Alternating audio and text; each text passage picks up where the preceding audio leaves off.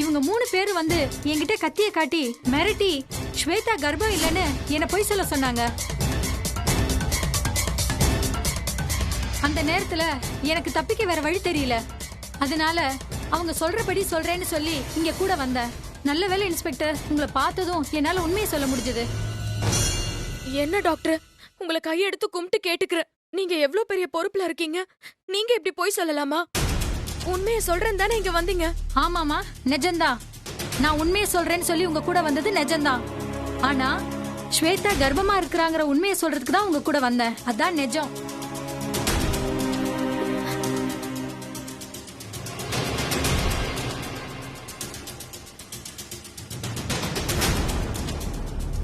என்ன முட்டாளாக்கணும், அசிங்கப்படுத்தணும்னு நினைச்சீங்கல்ல? இப்போ நீங்க எல்லாரும் தான் முட்டாளாகி அவமானப்பட்டு நிக்கிறீங்க. இதெல்லாம் உங்களுக்கு வேணும்? சார் சார் சார், சத்தியமா சொல்றேன் சார். நானும் அங்க இவங்க கூட தான் இருந்தேன். இந்த டாக்டர் போய் சொல்றாங்க சார்.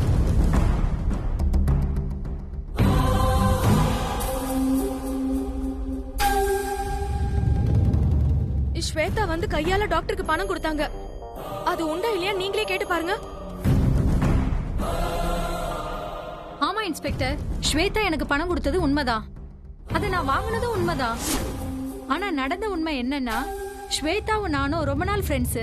நான் இப்போ ஒரு வீடு கட்டிட்டு இருக்கேன். அதுக்கு கொஞ்சம் பணம் தேவைப்பட்டுச்சு. ரொம்ப நாள் கழிச்சு ஸ்வேதாவை பார்த்ததும் அதை பத்தி சொல்லி புலம்புனேன். அதுக்கு கைமாத்தா ஒரு 5 லட்சம் ரூபாய் எனக்கு கொடுத்தாங்க. இதுல என்ன இன்ஸ்பெக்டர் இருக்கு? டாக்டரா இருந்தா கடன் வாங்க கூடாதா என்ன?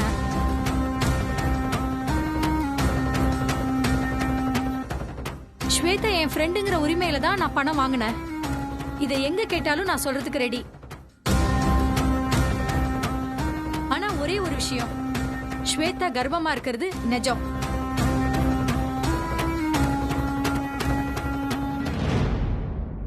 முத்தரசன் சார் பண்ண தப்ப இந்த மொத்த குடும்பமும் சேர்ந்து மூடி மறைக்க போராடுறாங்க.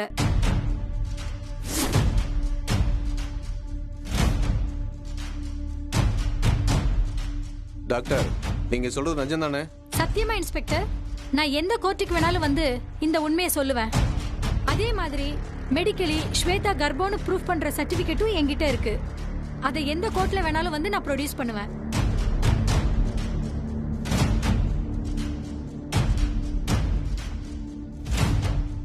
ஏய் ஏய் ஏய், போதுமா உங்களுக்கு? இந்த ஆதாரம் போதுமா இல்ல இன்னும் வேற ஏதாவது வேணுமா?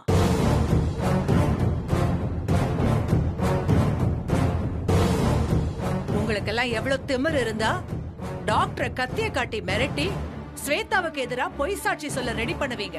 அறிவில்ல உங்களுக்கெல்லாம்? இன்னும் என்ன பண்ணாதான் நீங்க எல்லாம் திருந்துவீங்க? நீங்கெல்லாம் இந்த வீட்டுக்கு மருமகளா வந்தீங்களா இல்ல வீட்டுக்கு எடுத்து குட்டி சுவர் ஆக்கணும்னு வந்தீங்களா?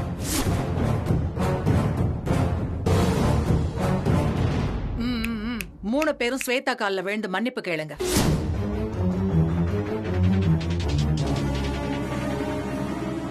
நீங்கெல்லாம் இது வரைக்கும் அமைதியா தான் இருந்தீங்க. எப்போ இந்த திமிர் பிடிச்சவ இந்த வீட்டுக்குள்ள நுழைஞ்சாலோ அதுக்கப்புறம் தான் இத்தனை பிரச்சனையும். இப்ப மன்னிப்பு கேட்பீங்களா மாட்டீங்களா? ஸ்வேதா கிட்ட மன்னிப்பு கேளுங்க. சொல்லிக்கிட்டே இருக்கேன். இப்ப மன்னிப்பு கேட்பீங்களா மாட்டீங்களா? மாமா, கொஞ்சம் அமைதியா இருங்க. நான் தான் விசாரிச்சுட்டு இருக்கேன்ல, ஏன் சத்தம் போடுறீங்க? முத்தரசன் சார், இங்க பாருங்க. ஊருக்குள்ள உங்க குடும்பம் மிகப்பெரிய குடும்பம். அதனாலதான் அன்னைக்கு எங்களுக்குள்ளேயே தீர்த்துக்கிறோன்னு நீங்க சொன்னப்ப அதை நம்பி நான் எதுவும் பண்ணாம போயிட்டேன். ஆனா நீங்க திரும்ப திரும்ப ஸ்வேதாவை டார்ச்சர் பண்றது எனக்கு நல்லாவே தெரியுது. அவங்களோட கர்ப்பத்துக்கு காரணம் நீங்க தான் சொன்னதுக்கு அப்புறமும் எனக்கு அதுக்கும் சம்பந்தம் இல்லைன்னு சொல்லிட்டு இருக்கிறது என்ன அர்த்தம் சார்? நடந்தது நடந்து போச்சுன்னு சொல்லி பெருசுப்படுத்தாம ஸ்வேதாவுக்கு ஒரு நியாயத்தை சொல்லுங்க. இந்த கேஸ் கோர்ட்டுக்கு வந்ததுன்னா மிகப்பெரிய பிரச்சனை ஆயிடும். அதுவும் உங்களுக்கு மனைவி இருக்கிறப்ப இப்படி பண்றது சட்டப்படி குற்றம்.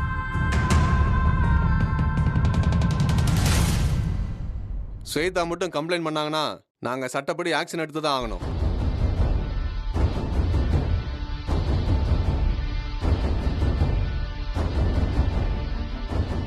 இன்ஸ்பெக்டர் சார், எங்க மாமாவை எதுவும் பேசாதீங்க. என் மாமாவை ஜெயில அடைச்சு பாக்குற அளவுக்கு நான் ஒன்னும் கொடுமைக்காரி இல்ல. அவருக்கு ஒரே ஒரு தண்டனை கொடுக்கணும். என் மனசுங்கிற ஜெயிலுக்குள்ள அடைக்கணும். அந்த தண்டனைக்கு மாமா சம்மதிச்சா எனக்கு அது போதும்.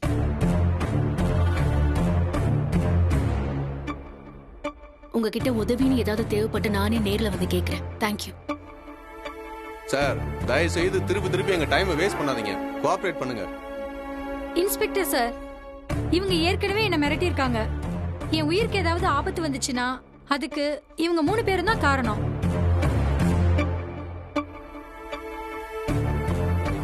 இங்க பாருங்கம்மா, டியூட்டியில் இருந்த டாக்டரை கத்தியை காட்டி மிரட்டி கூட்டிட்டு வந்ததுக்கு நான் ஆக்ஷன் எடுத்துருக்கணும்.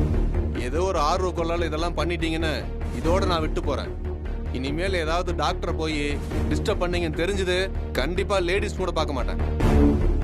ஏற்கனவே மாமியார் மேல கையை வச்சு உள்ள போயிட்டு வந்தவங்க தானே நீங்க. ஏமா வீட்டுல இருக்கிற லேடிஸ் இப்படி பண்ணலாமா? தயவு செஞ்சு குடும்பத்துக்கு எந்த கெட்ட பேர் ஏற்படுத்தாம இருங்க. டாக்டர், நீங்க வாங்க, உங்களை டிராப் பண்ணிட்டு போறேன்.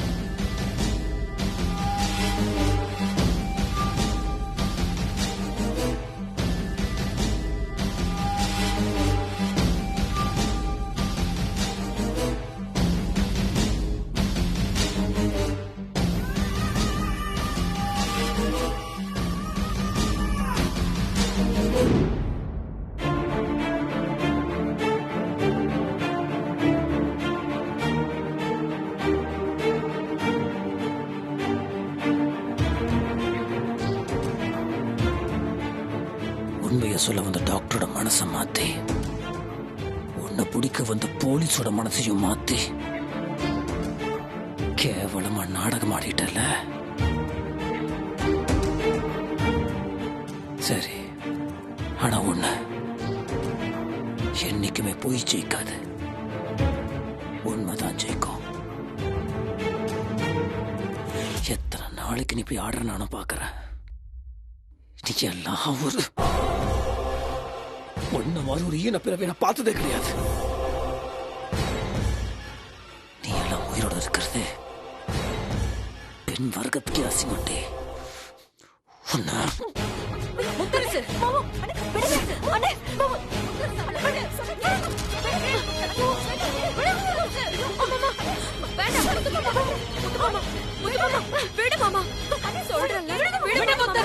சாவட்டும். மாப்பிள்ள விட்டுருங்க. மாமா சொன்னா கேளு மாமா.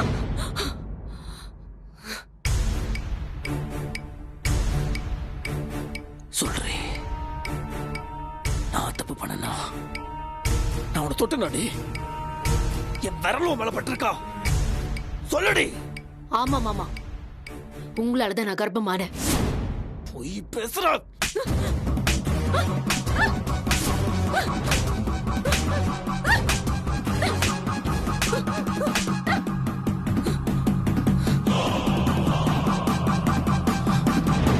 சொல்லடி, சொல்றி, உண்மையா சொல்றி. இப்பவும் நான் அதே தான் சொல்லுவேன். நடந்துச்சு மாமா, நடந்துச்சு. நிறுத்துங்க மாமா. எப்படி நடந்தது? எப்படி நடந்தது? என்ன நடந்தது சொல்றேன். என்ன சொல்றது மாமா, என்ன சொல்றது? ஒரு ரூமுக்குள்ள 4 செவுத்துக்குள்ள எனக்கும் உங்களுக்கும் நடந்த அந்த ரங்கத்தை ஒரு பொண்ணால வெளிச்சம் போட்டு காட்ட முடியுமா?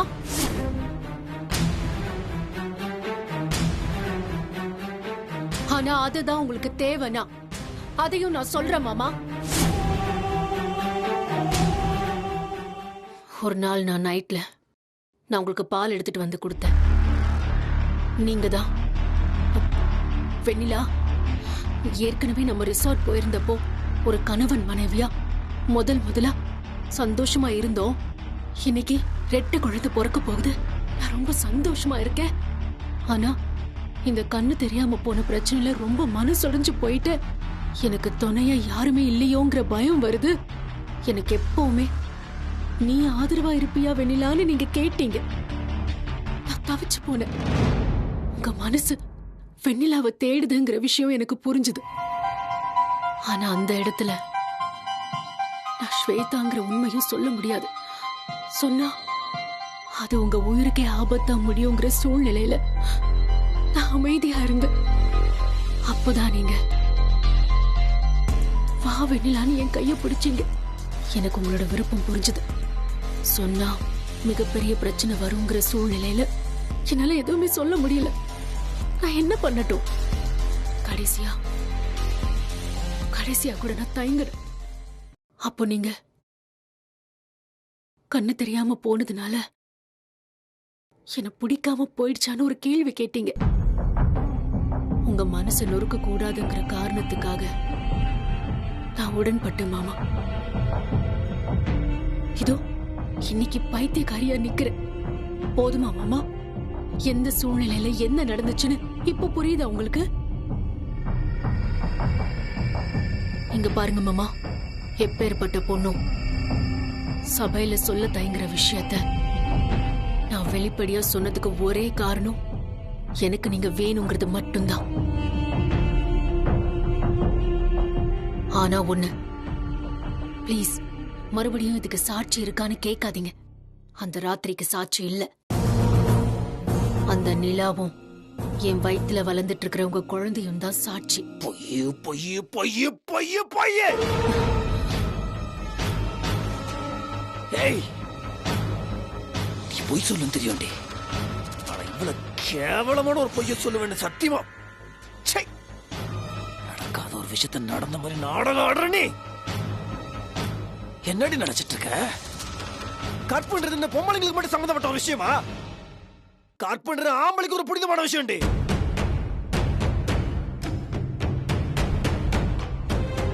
அநியாயமா? நான் என்ன குடிகாரனா? கண்ணு தெரியலனா எனக்கு அறிவு கிடையாது. இந்த பார், உன் குரலா என் காதல கேட்டியாமா, அதை ஒத்துக்கிறேன். ஆனா உன் மேல என் சுண்டு விரல் கூட படலடி. எனக்கு தெரியாது. ஏய், எவ்வளவு வேணா நடி. ஆனா இப்ப சொல்றேன், இது எதுவுமே நடக்கல. இது எதுவுமே உண்மை கிடையாது. நீ சொல்ற எந்த குற்றச்சாட்டும் என்னால ஏத்துக்க முடியாது. நீங்க ஏத்துக்கிட்டு தான் ஆகணும். ஏத்துக்கிட்டு தான் ஆகணும்.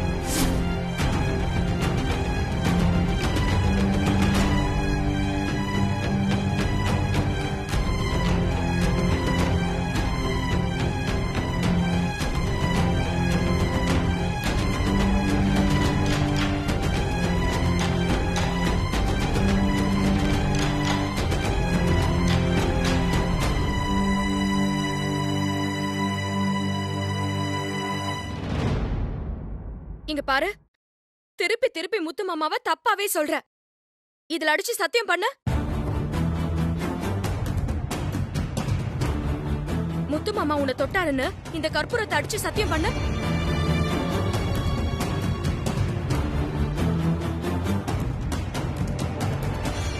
ஏய், அவதான் இவ்வளவு தூரம் சொல்றா இல்ல, எதுக்கு சத்தியம் கேட்கணும்னு ஒரு விவஸ்தை இல்ல உனக்கு? அவ சொல்றாள்ல, வயித்துல வளர்ற குழந்தைக்கு முத்தரசன் தான் அப்பான்னு. அதுக்கப்புறம் மறுபடியும் மறுபடியும் திருப்பி திருப்பி சத்தியம் கேக்குற. டாக்டர் சொன்னா நம்ப மாட்டீங்களா? வேற யாரெல்லாம் தான் உங்ககிட்ட சொல்லணும்? கடவுளே இறங்கி வந்து உங்ககிட்ட சொன்னாதான் நம்புவீங்களா? அத்தை, இப்ப என்ன? சத்தியம் தானே பண்ணணும். மடியில கனம் இருந்தா தானே வழியில பயம் இருக்கும். நான் பண்றேன் அத்தை. இத கேளு, நான் சொல்ற அத்தனையும் நிஜம். இது சத்தியம் சத்தியம் சத்தியம். ஏய், இவளா ஒரு ஆளுன்னு இவள சத்தியம் பண்ண சொல்ற? சத்தியம் இவளுக்கு சக்கரை பொங்கல் சாப்பிடுற மாதிரி. பொய்யே சாத்தானோட முழு உருவமா நிக்கிறா. இவளை போய் வேதம் ஓத சொல்ற? போலி சத்தியம் பண்ணிட்டு போயிட்டே இருப்பா இவ. என்ன மாமா, பொய் சத்தியம் பண்ணுவா பொய் சத்தியம் பண்ணுவான்னு வார்த்தைக்கு வார்த்தை என்ன கேவலப்படுத்துறீங்க. அப்ப நான் எதை வச்சுதான் நிரூபிக்கிறது? தீ குளிக்கட்டுமா? தீ குளிக்க வேண்டாம், தீ மெதி.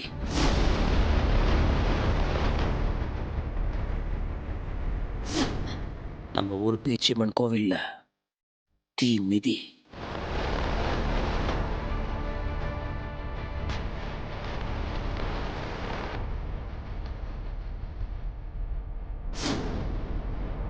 அவ்வளவுதானே? உங்க விருப்பப்படியே நான் தீ மிதிக்கிறேன். வேணாம் முத்து மாமா, சொன்னா கேளு. பேச்சியம்மா ரொம்ப சக்தி வாய்ந்த தெய்வம். போய் சொல்லி தன்னை நிரூபிக்கிறதுக்காக தீ மிதிச்சா உயிரோட எரிஞ்சு போயிடுவாங்க முத்து மாமா. வேண்டாம் மாமா. எரிஞ்சு போய் சாகட்டும். இவெல்லாம் எனக்கு இதை பத்தி கவலை இல்லை. மெதிக்கிறேன்னு சொல்லிட்டால, மெதிக்கிட்டான். என் பக்கம் நியாயம் இருக்கு. அப்படி இருக்கும்போது எதுக்காக நான் தீ மிதிக்கிறதுக்கு கவலைப்படணும்? நான் அந்த அக்னி குண்டம் இறங்குறேன்.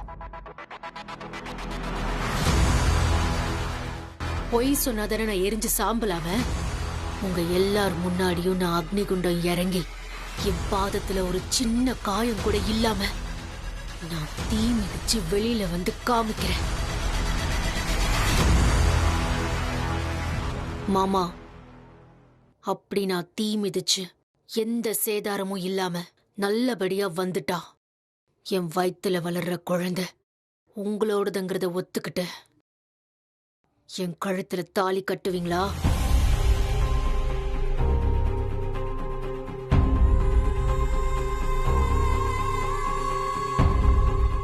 என்ன மாமா?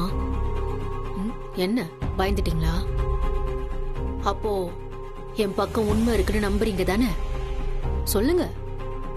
ஊர் அறிய, இந்த உலகம் அறிய என் வயித்துல வளர்ற இந்த குழந்தைக்கு நீங்க தான் அப்பான்னு ஒத்துக்கோங்க. பயந்துட்டீங்க, பயந்துட்டீங்க மாமா. நல்லாவே தெரியுது நீங்க பயப்படுறது. இங்க பாருங்க, உங்க கணிப்பு பிரகாரம் நான் போய் சொல்றேன் அக்னி குண்டத்துல இறங்குறேன்னா பொசிங்கி காணாம போயிடுவேங்கிறது தானே உங்க எல்லாரோட நினைப்போம். ஆனா இப்போ நான் சொல்றேன், நான் சொல்ற மாதிரி ஜெயிச்சு வந்துட்டா நீங்க என் கழுத்துல தாலி கட்டணும். அதுக்கு நீங்க சம்மதிக்கிறீங்களா? நீ மனுஷங்க கூட விளையாடிட்டு கடைசியில சாமி கூட விளையாடுறியா? உன் சவாலை நான் ஏத்துக்கிறேன். ஏய், நீ உயிரோட தீக்குழியில இருந்து வெளியே வரணும்ல. போய் சொல்லிட்டு நீ வந்துருவியா? பாப்போம். வேண்டாம் முத்து மாமா, அவ சவாலை ஏத்துக்க வேண்டாம். ஏன் தோத்து போய் மாமா என் கழுத்துல தாலி கட்டிட்டு போறாருன்னு பயம் வந்துருச்சா? அந்த அக்னியை விட என் புருஷனோட கற்ப நான் அதிகமா நம்புறவன். அதுக்கு எனக்கு கவலை இல்ல. நீ சொல்ற போய் உன்னை பொசிக்கிட போதும் தான் நான் வருத்தப்படுறேன். அதெல்லாம் கிடையவே கிடையாது. நான் சொல்றதுதான் உண்மை. நான் மீண்டு வருவேன்.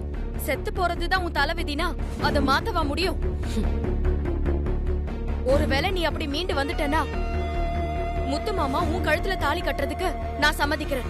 அப்போ இப்பவே போய் தாலிய பர்ச்சேஸ் பண்ணி தயாரா வச்சுக்கோ. நான் கண்டிப்பா அக்னி குண்டத்துல இறங்கி மீண்டு வருவேன். பாக்குறியா? அந்த பேச்சியம்மன் மேல இருக்கிற நம்பிக்கையில சொல்றேன். நிச்சயமா உண்மை ஜெயிக்கும். போய் தோத்து போகும். எனக்கு அந்த நம்பிக்கை இருக்கு.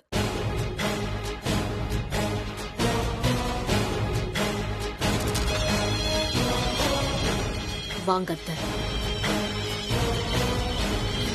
ஐயோ,